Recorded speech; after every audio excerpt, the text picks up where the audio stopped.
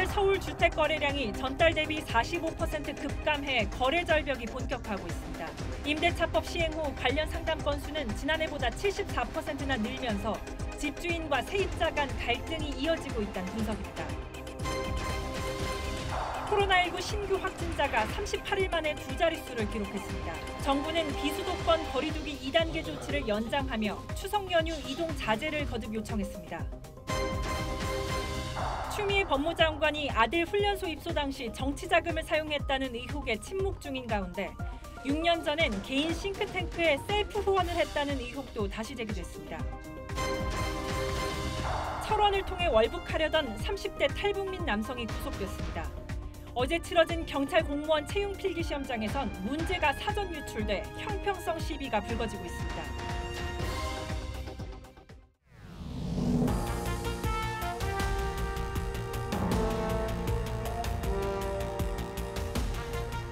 여러분 안녕하십니까? 박정훈입니다. 오늘은 정부의 기대와는 달리 날로 심각해지고 있는 부동산 문제를 집중적으로 점검해 보겠습니다.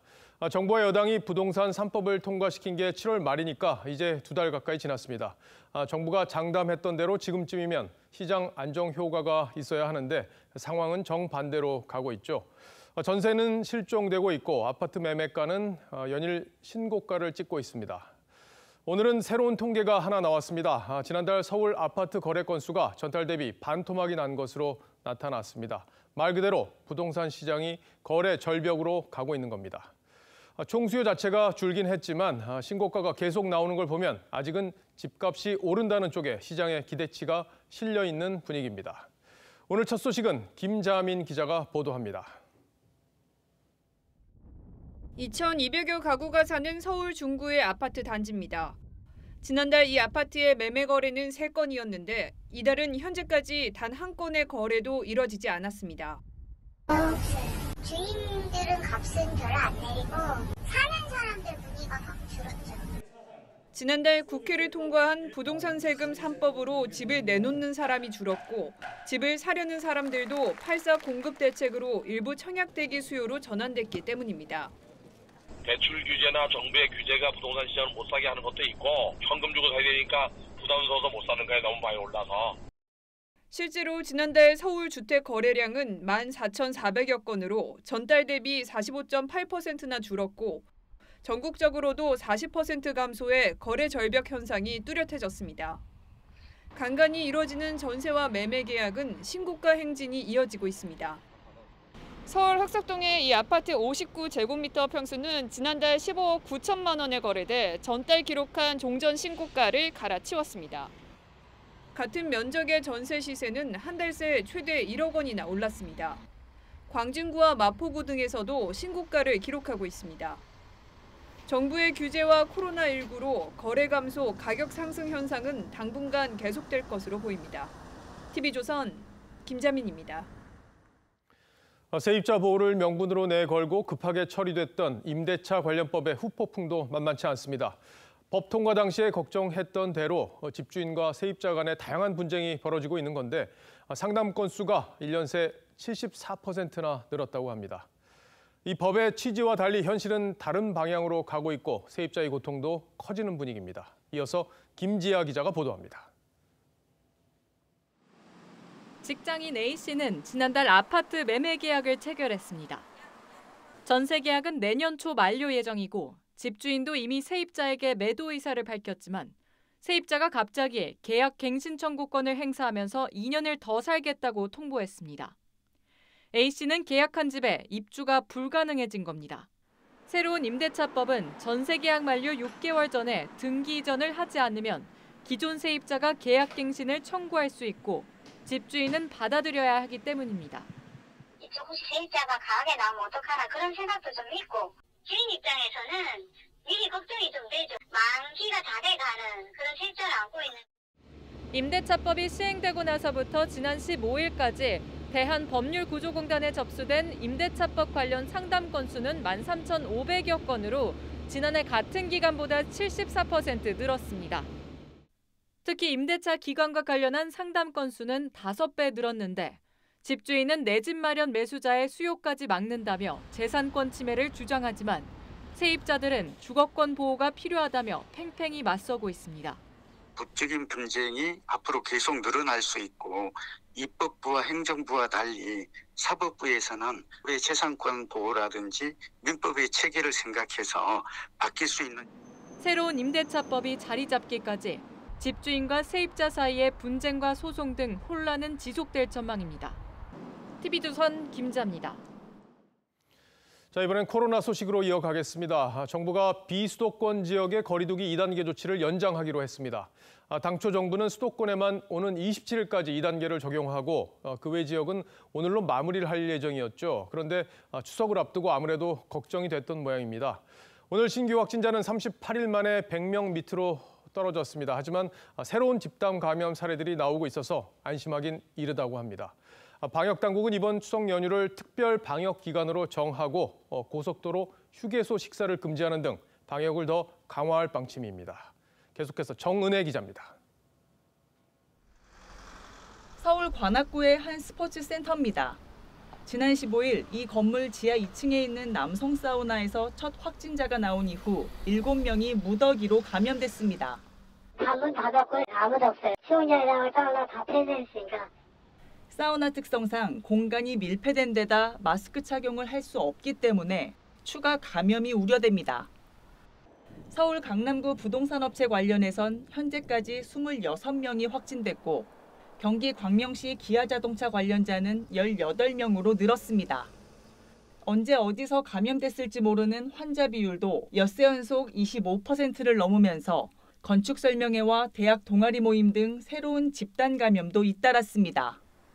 방역당국이 당초 목표로 삼았던 100명 미만을 달성하긴 했지만 확산세가 꺾였다고 장담하기 어려운 이유입니다.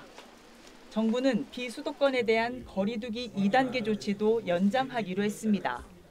일주간의 거리두기 완화가 가져올 이득보다는 거리두기 혼선과 유행 확산의 위험성만 더 높일 가능성이 클 것입니다.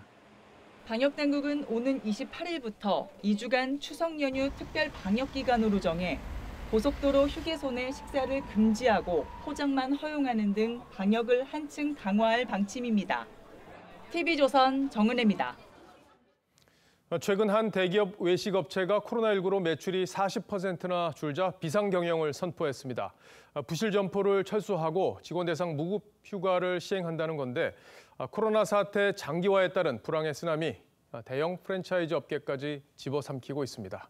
류지연 기자가 현장을 둘러봤습니다. 서울 도심의 한 복합 쇼핑몰. 지난 8월까지만 해도 대기업 프랜차이즈 식당이 영업을 하던 곳입니다. 평소 점심시간대엔 대기줄을 설 만큼 사람들로 붐비던 레스토랑이었지만 지금은 이렇게 문이 닫혀 있습니다. 또 다른 대기업 프랜차이즈 레스토랑은 올해 들어서만 4개 매장의 문을 닫았습니다. 외식업 재료 생산기지인 공장 매각에 나선 대기업도 있고 한때 외식 사업으로 잘 나가던 한 기업은 올 상반기에만 매장 30개를 폐점했습니다.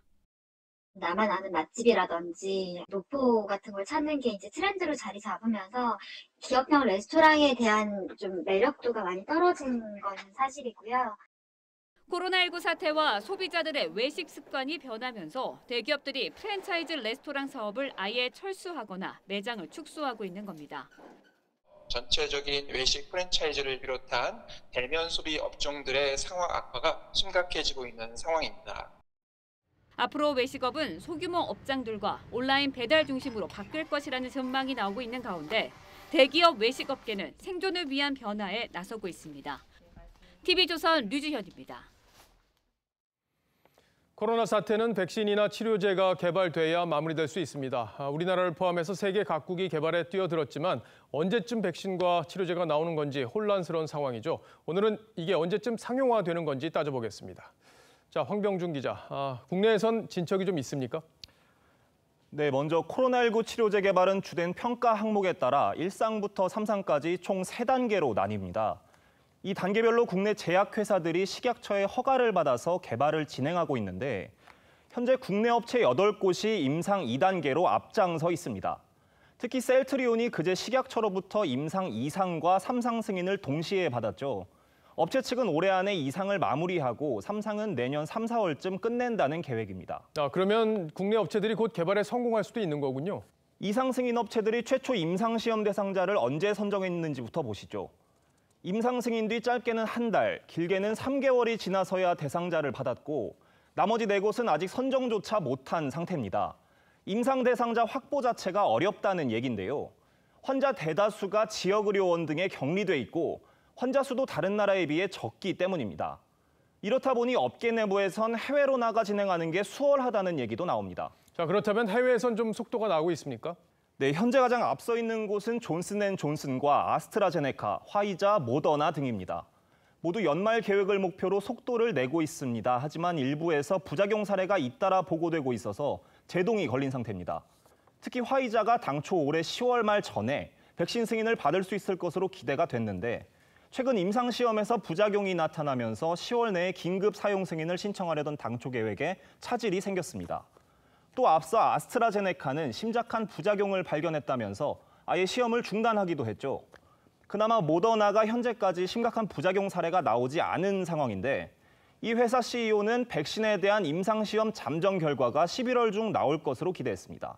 일단 백신 후보 물질이 최소 70%의 효과를 보일 경우 의료진과 노인 등 고위험군에 대한 긴급 사용 승인을 할 것으로 알려졌습니다. 자, 그러면 외국에서 개발이 성공하면 우리도 이걸 가져와서 맞을 수 있는 겁니까? 네, 맞습니다. 정부는 15일 국무회의에서 국민의 60%인 3천만 명이 맞을 수 있는 백신을 확보하겠다고 결정했습니다. 자, 결과적으로 국내든 해외든 빨리 개발만 되면 맞을 수 있는 건데, 자, 개발이 완료가 되면 한 번만 맞으면 되는 겁니까? 네, 정부는 2번만 맞으면 되는 것으로 보고 있습니다. 간염 예방 백신을 맞을 때와 같은 이유로 보시면 되겠는데 이런 겁니다. 어제 완치자가 재감염되는 사례가 국내에서 확인이 됐기 때문인데요. 쉽게 말해 백신을 맞아 몸속에 생긴 항체가 금방 사라져버릴 수 있기 때문에 한 번 맞는 걸로는 부족하다는 겁니다. 전문가 얘기 들어보시죠. 전문가들은 코로나 바이러스에 대한 면역이 항생가지를 않는다. 짧으면 6개월 아니면 1, 2년 뒤에는 떨어지기 때문에 재감염 우려도 있고 백신을 접종해도 계절 독감 겨울에 매년 오듯이 계절 코로나처럼 매년 이렇게 유행하지 않을까. 자, 하루빨리 이제 백신과 치료제가 개발돼야 코로나를 극복하고 정상 생활로 돌아갈 수 있을 텐데 이게 세계 제약회사들이 지금 전쟁을 벌이고 있겠군요. 자, 황병준 기자 잘 들었습니다.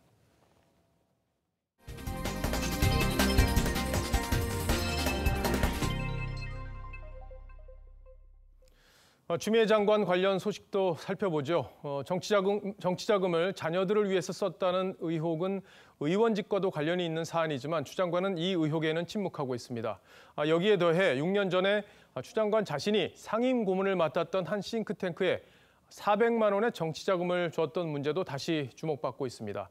재작년 김기식 전 금감원장이 소위 셀프 후원 문제로 취임 14일 만에 자진 사퇴했었는데 그것과 비슷한 문제입니다. 박경준 기자가 좀 더 자세히 설명하겠습니다. 2013년 출범 때부터 추미애 장관이 상임 고문을 맡았던 꿈보따리 정책연구원. 우리는 꿈보따리 정책연구원에서 꿈을 많이 또 생산하겠지만 후원 신청 이메일 주소는 추 장관의 의원 시절 공식 메일과 같습니다. 2014년 추 장관은 연구원 회비와 부담금 명목으로 정치자금 400만 원을 지출했습니다. 야당에서 셀프 후원 의혹을 제기했지만 김기식 전 금융감독원장과 추미애 지금 후보자께서 셀프 후원한 거 이렇게 비교를 해보는데 추 장관은 별다른 답변을 내놓지 않았습니다. 김기식 전 금융감독원장은 자신이 설립한 더 좋은 미래에 정치자금 5천만 원을 후원한 것에 대해 선관위가 위법으로 판단하자 14일 만에 사퇴했습니다. 또 추 장관이 삼선 의원이었던 지난 2008년 아들 서 씨가 당초 명단에 없었던 에티오피아 봉사 프로그램에 유일한 중학생 신분으로 참여했을 때 추 장관이 공항에서 봉사단과 함께 찍은 단체 사진도 공개됐습니다. 당시 보고서엔 처음엔 엄마 제안에 가지 않으려 했었다는 서 씨 인터뷰 내용도 담겨 있습니다. 추 장관은 지난주 잘 못 챙겨줘서 아들에게 미안하다고 했습니다. 바쁜 엄마였습니다. 관심을 제대로 못 써준 것이 굉장히 미안하고요. 법무부는 의원 시절 상황에 대해 답변 드릴 사항이 없다고 했고 추 장관 측 변호를 맡고 있는 현근택 변호사는 연락이 닿지 않았습니다. TV조선 박경준입니다. 추 장관 이슈에 대해 젊은이들이 가장 공분하는 건 공정의 문제일 겁니다. 국방부는 추 장관 아들의 이례적인 휴가가 규정대로 진행된 거란 입장이지만 실제 요양 심사도 없이 전화로 병가를 연장하는 게 가능하다고 믿는 장병들은 별로 없을 겁니다. 문재인 대통령 어제 청년의 날 행사에서 37차례나 공정의 가치를 강조했었는데 이 발언이 오히려 역풍을 낳고 있습니다. 어떤 이야기들이 나오고 있는지 홍현주 기자가 정리했습니다. 국민의힘은 선택적 정의와 수사를 남발하는 문재인 정부에선 공정이란 거짓과 위선이 쓴 탈이라고 지적했습니다. 공정 실현 의지를 믿을 수 있는 특단의 조치를 요구합니다.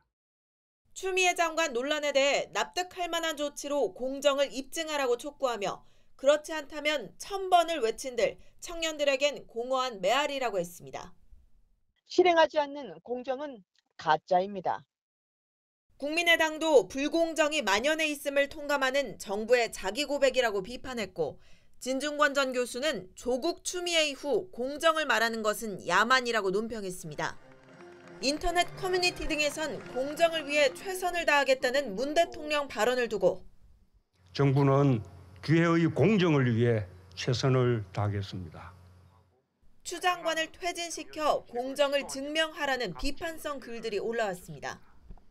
청와대 핵심 관계자는 공정 논란에 대해 일일이 대응할 필요나 가치를 느끼지 못한다고 했습니다. 추 장관은 내일 청와대에서 열리는 제2차 권력기관 개혁회의에 참석합니다. TV조선 홍현주입니다. 얼마 전 강화도에서 탈북민이 헤엄쳐 월북한 사실이 알려지면서 군 경계태세가 부실한 것 아니냐는 지적이 나왔었죠. 강원도 철원에서 또 다른 탈북민이 월북을 시도했는데 이번에는 붙잡혔습니다.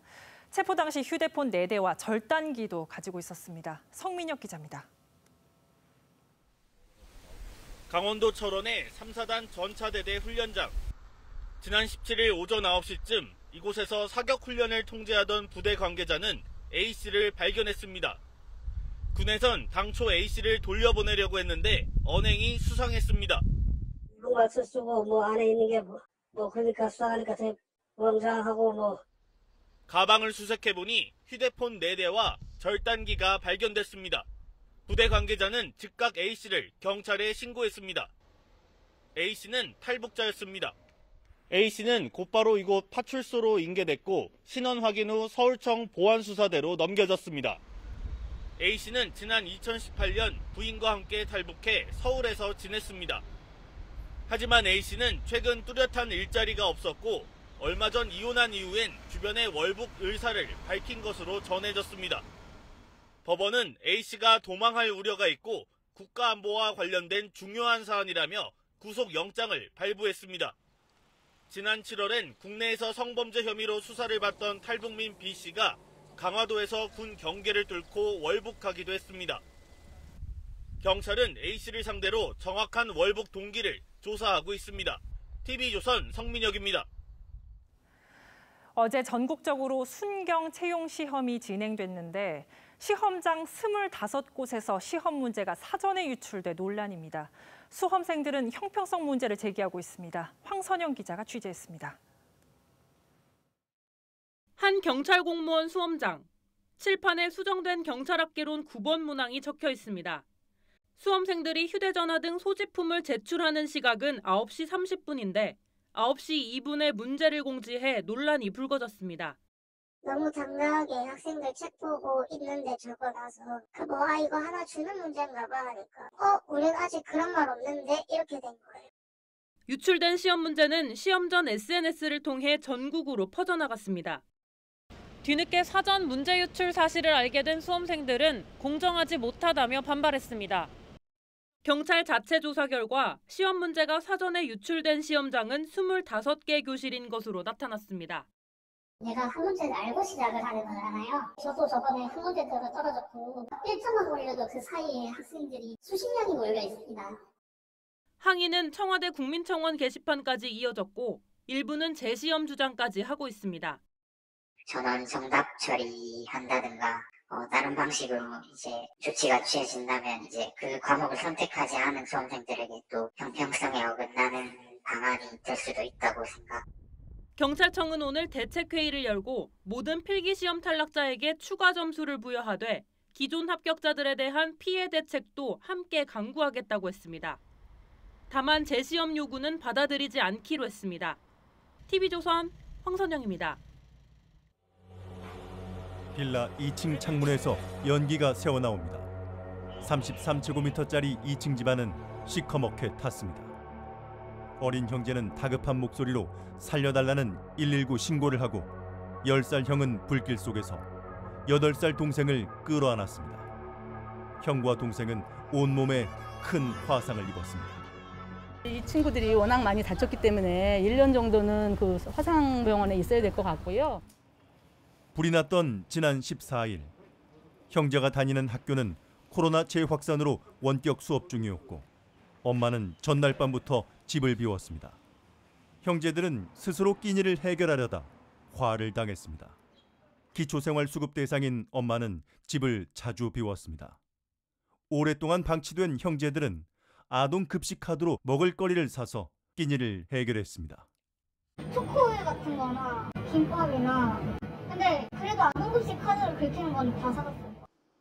2018년부터 아이들을 방치한다는 이웃의 신고가 3번이나 들어갔습니다. 엄마가 없어서 신고 들어가서 무섭다고 신고 들어가서 신고하고 경찰들이 오고 그랬어 밤에도. 하지만 법도 형제를 지키지 못했습니다.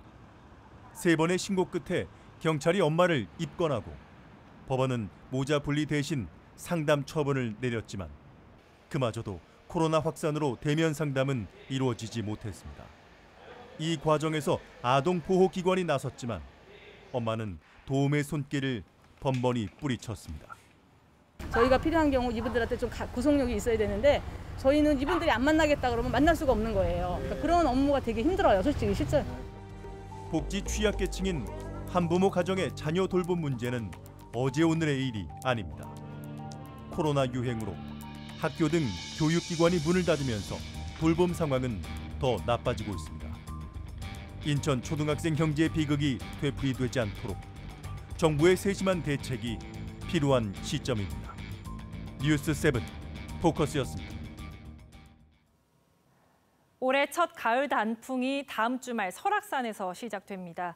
하지만 2번의 태풍 피해로 탐방로 곳곳이 유실되거나 파손되면서 단풍 구경이 예년 같지 않을 전망이라는데요. 코로나로 시름하던 상인들은 단풍철 특수마저 사라질까 걱정하고 있습니다. 이승훈 기자입니다. 설악산 백담지구입니다.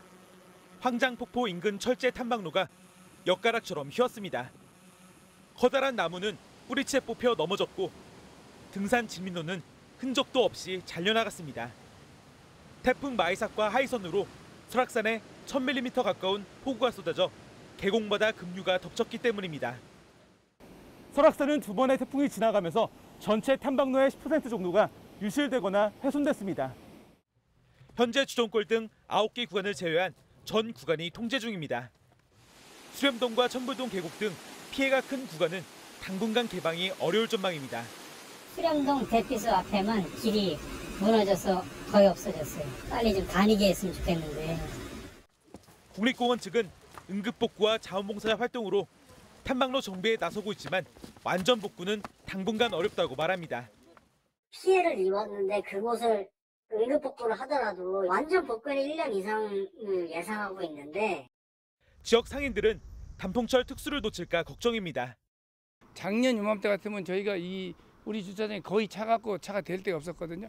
근데 거의 지금 돌아가는 사람들이 더 많고 코로나로 씨름하던 상인들은 태풍 피해로 단풍철 특수도 사라지게 됐다며 한숨만 내쉬고 있습니다.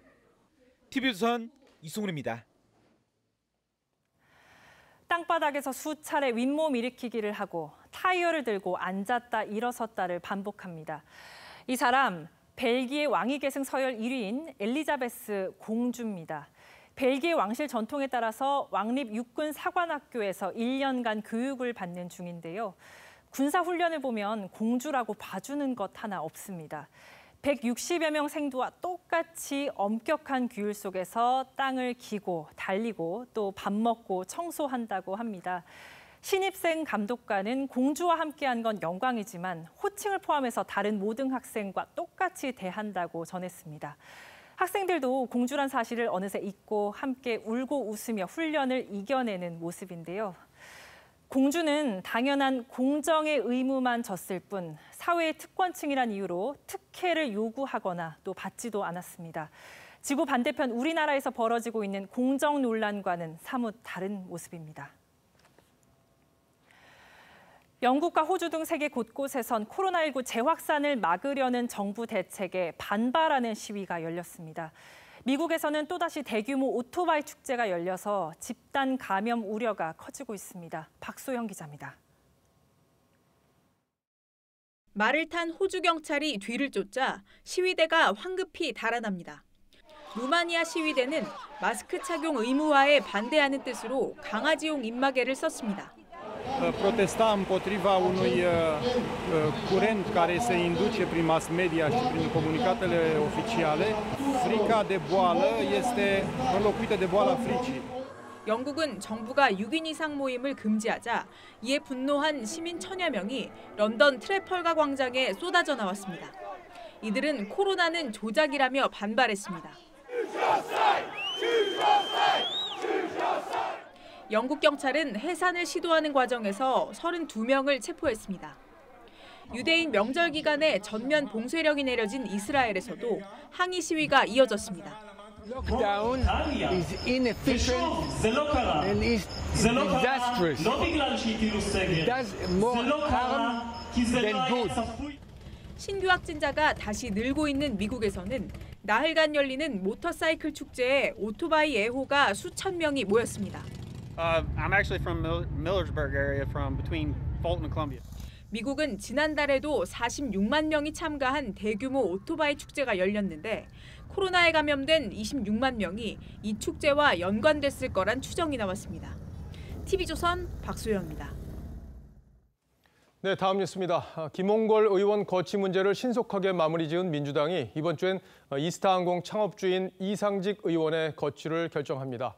당 윤리감찰단이 대량 해고와 임금 체불에 이 의원이 어떤 책임이 있는지 가린다고 하는데 현재로선 제명이 불가피하다는 쪽으로 방향이 잡혀가고 있습니다. 황정민 기자가 취재했습니다. 민주당이 이스타항공 대량 해고 등의 논란에 휩싸인 이상직 의원에 대해서도 제명을 검토 중인 것으로 전해졌습니다. 당 핵심 관계자는 김홍걸 의원 수준의 징계도 배제 못한다며 상당히 중하게 상황을 보고 있다고 했습니다. 당 윤리감찰단은 이 의원 측에 이스타항공 대량 해고와 임금 체불, 배임 편법 승계 논란 등에 대한 소명 자료 제출을 요구한 것으로 알려졌습니다. 이상직 의원건이 윤리감찰단 조사 대상 1호가 될 것입니다. 만반의 준비를 지시했습니다. 펀드 매니저 출신인 이 의원은 지난 대선 때 대선 캠프에서 직능본부 수석 부본부장을 맡았고 현 정부 출범 이후엔 중소기업진흥공단 이사장을 지냈습니다. 문재인 대통령 측근으로 알려진 이 의원에 대한 이 같은 당내 기류는 김홍걸 의원과의 형평성 문제와 함께 국정감사 전 당내 악재를 털어내야 한다는 원내 전략과도 무관치 않아 보입니다. 한 원내 관계자는 국민의힘 박덕흠 조수진 의원 건과도 맞물린 만큼 질질 끌어선 안 된다고 했습니다. 이 의원이 감찰단 조사에 성실히 응하겠다고 밝힌 가운데 당 윤리감찰단은 이르면 이번 주 이 의원 거취를 결정한다는 방침입니다. TV조선 황정민입니다.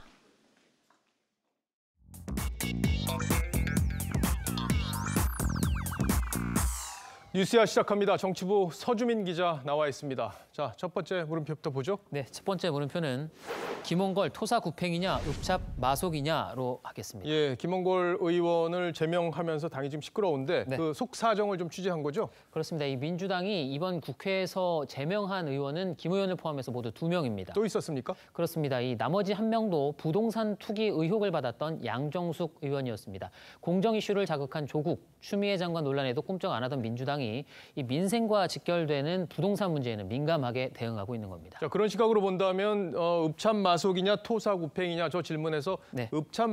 쪽에 힘이 실린다 이렇게 볼 수 있는 거군요. 그렇습니다. 그런데 이제 토사구팽으로 보는 시각도 분명히 존재를 합니다. 예. 김홍걸 의원은 이 문재인 대통령이 당대표였던 2016년에 민주당에 입당을 했습니다. 당시 민주당으로서는 이 돌아선 호남 정서를 회복하는 게 최대 관건이었는데요. 어느 정도였는지 당시 영상을 한번 보시죠. 예. 네, 지금 이 영상인데 민주당을 탈당한 안철수 의원이 신년 인사를 왔을 때는 이희호 여사가 이 모과차까지 내주면서 비공개 독대를 하는 등 25분간 만났습니다. 예. 김대중 대통령께서 말씀하셨던 중산층과 서민을 위한 정당 꼭 이루겠습니다. 처음으로 새 조직을 이루기 위해서 수고가 많으시겠어요.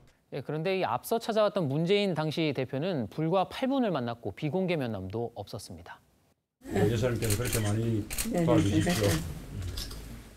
자, 20대 총선에서 당시 국민의당이 호남 28석 중에 23석을 얻었으니까 분위기가 굉장히 민주당으로서 심각했던 그런 시기였잖아요. 그렇습니다. 이 당시 민주당은 호남 홀대론 때문에 곤욕을 치렀습니다. 당내 동교동계 의원들이 잇따라 탈당하는 상황에서 민주당은 김홍걸 의원 영입에 성공을 했고 결국 호남 정서를 어느 정도 달래는 데도 효과를 봤다고 볼 수 있습니다. 그런데 이제 저도 동교동계 쪽 얘기를 좀 들어보면 이게 김 의원은 예전부터 동교동계에서 정치하면 안 된다 이런 시선들이 많았다고 하더라고요. 그렇습니다. 이 생모인 이희호 여사도 몇 차례나 이 사람을 보내서 입당을 막으려 할 정도로 김 의원의 정치 입문을 만류했었다고 합니다.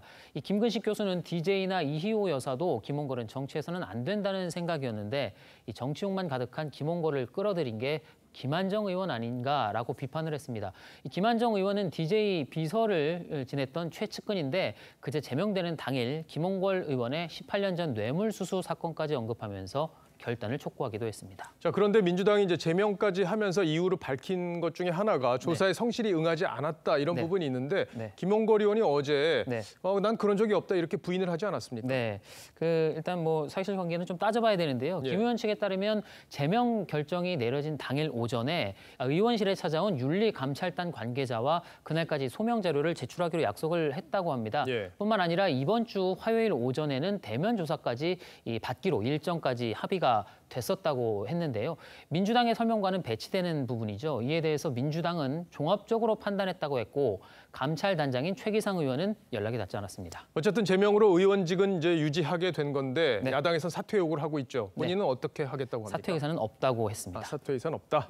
예, 첫 번째 물음표 정리해 보죠. 네, 첫 번째 물음표 김홍걸 토사구팽이냐 읍찹 마속이냐의 느낌표는 후광의 그림자로 하겠습니다. 이 토사구팽이든 읍찹 마속이든 아버지의 후광에 기댄 후광 정치의 한계, 또 그걸 알면서도 이용하는 정치의 속살을 좀 보는 것 같아서 씁쓸한 마음이 듭니다. 이 후광은 전남 신안군 하이면 후광리에서 태어난 김 전 대통령의 호이기도 합니다. 예. 다음 물음표로 가보죠. 네, 두 번째 물음표는 서민 추미애 장관 고맙다로 하겠습니다. 예, 기생충 박사 서민 교수 이야기인데 이른바 이제 조국 흑서 공동 저자기도 하고. 자, 근데 이제 추 장관에게 고맙다고 한 게 진짜 고마워서 그런 건 아닌 것 같아요. 그렇습니다. 이 진중권 전 교수와 유튜브 대담을 했던 안철수 국민의당 대표가 이번엔 이 서민 교수와 대담을 했습니다. 대담에서 서 교수가 말씀하신 대로 조국 흑서 한 번도 경험해보지 못한 나라란 책과 관련한 말을 했는데요. 들어보시죠. 정치를 잘하고 막 국민한테 사과도 팍팍 하는 거예요. 그러면 이 책이 나오면 이 책이 망하는 거잖아요. 그런 일은 없었고 최근에는 이제 추미애 같은 분들이 많이 활약하고 있어서 이 책이 더 잘 나갈 것 같습니다. 그래서 그분들한테 개인적으로 고맙습니다. 예, 그럴 줄 알았어요.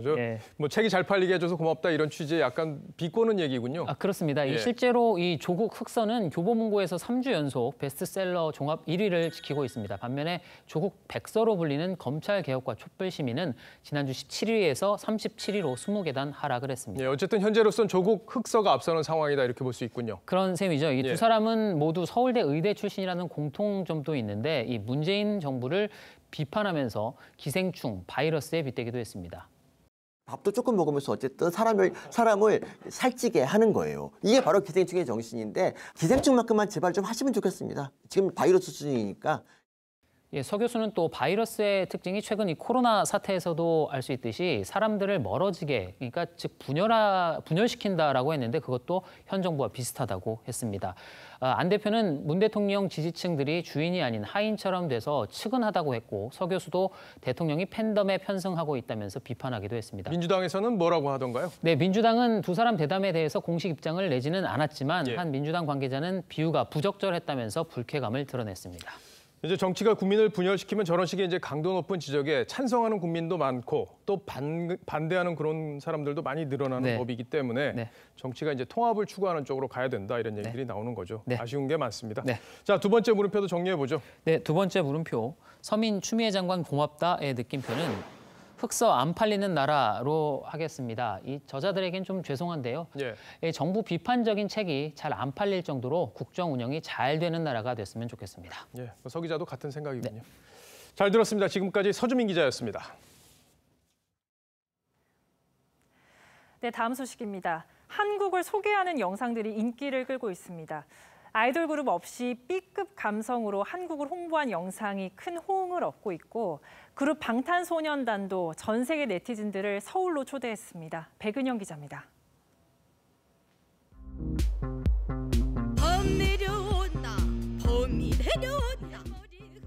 퓨전 판소리 장단에 맞춰 우스꽝스러운 복장을 한 사람들이 유쾌한 춤을 춥니다. 청와대 앞, 영화 기생충의 촬영지 자문 터널까지 서울의 곳곳에서 거침없는 춤사위가 펼쳐집니다. 부산 광안리 해변, 전주 한옥마을도 이들의 무대입니다. 한국관광공사가 만든 한국을 알리는 홍보 영상입니다. 한류를 대표하는 아이돌이 등장하지 않아도 전통을 재해석한 노래와 춤으로 큰 호응을 얻었습니다. 빨간 양복에 대감갓, 색동 바지에 선글라스, 물안경에 수영모 같은 의상에도 B급 감성을 녹였습니다. 서울, 부산, 전주를 소개하는 영상 조회수만 한 달여 만에 7천만 회를 넘었습니다. 한류 아이돌이 아니어도 해외에서 관심을 가질 만한 문화 코드가 굉장히 많기 때문에 이런 것을 잘 활용하면 이와 같은 인기의 한국관광공사는 목포, 강릉, 안동시 편을 준비 중입니다. BTS도 세계에 서울을 알렸습니다. 여행이 시작되면 첫 번째 목적지는 서울이 되길 바랍니다. 7명의 멤버가 각각 고궁, 레포츠, 전통시장 등 서울의 매력을 소개했습니다. 영어, 중국어 등 8개 언어로 공개된 영상에 600만 명이 랜선으로 서울을 찾았습니다. TV조선 백은영입니다.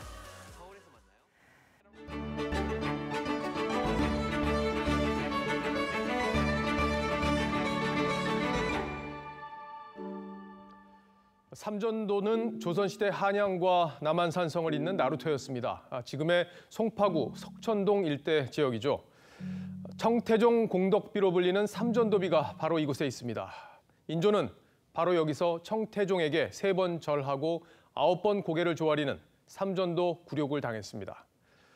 고작 300의 청군에 오합지졸 4만의 조선군이 몰살하면서 한반도 역사의 가장 치욕스러운 장면이 만들어진 거죠.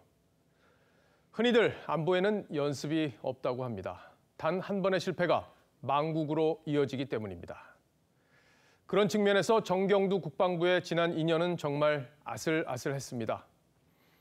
사실 공군 출신인 그가 문재인 대통령에게 발탁된 건 5년 전 이 한마디가 영향을 주었다고 합니다.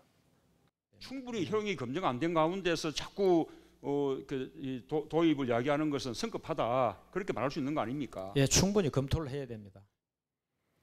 당시는 북한의 핵과 미사일 도발로 위기감이 최고조로 치달을 때였는데 사드 배치에 반대했던 당시 문재인 민주당 대표는 그를 눈여겨봤고 결국 장관으로까지 발탁한 겁니다.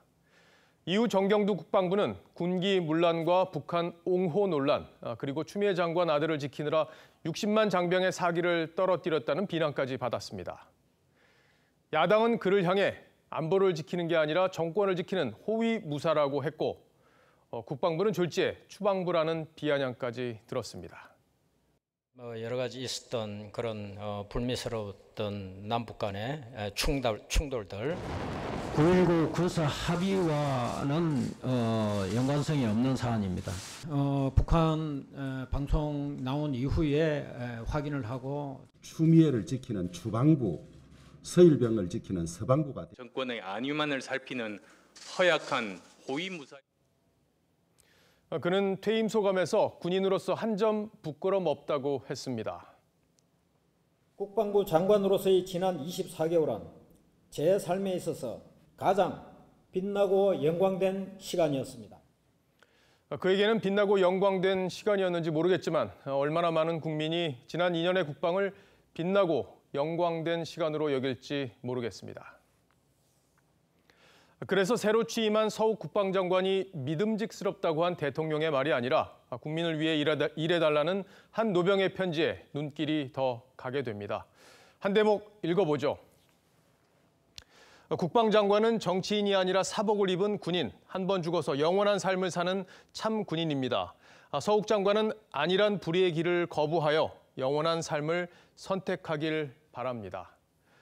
이 간절한 바람이 서욱 장관의 마음에 와 닿길 바랍니다. 오늘 앵커하고는 한마디는 정경두의 국방부, 빛나고 영광된 시간이었습니다.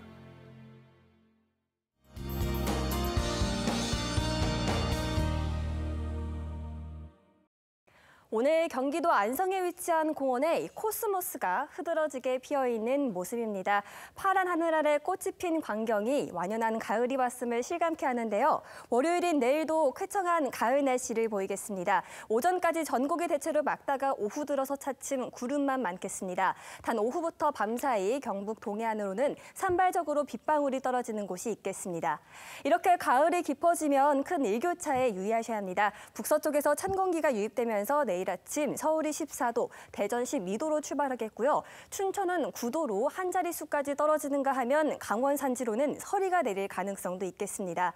한낮 기온은 전국이 대체로 25도를 밑돌겠습니다. 낮과 밤의 기온차가 10도 이상 크게 벌어져 어느 때보다 건강관리에 유의하셔야겠습니다. 당분간 일교차가 크게 벌어지겠고요. 주 중반부터 영동과 영남, 제주도에 비가 내릴 전망입니다. 날씨였습니다.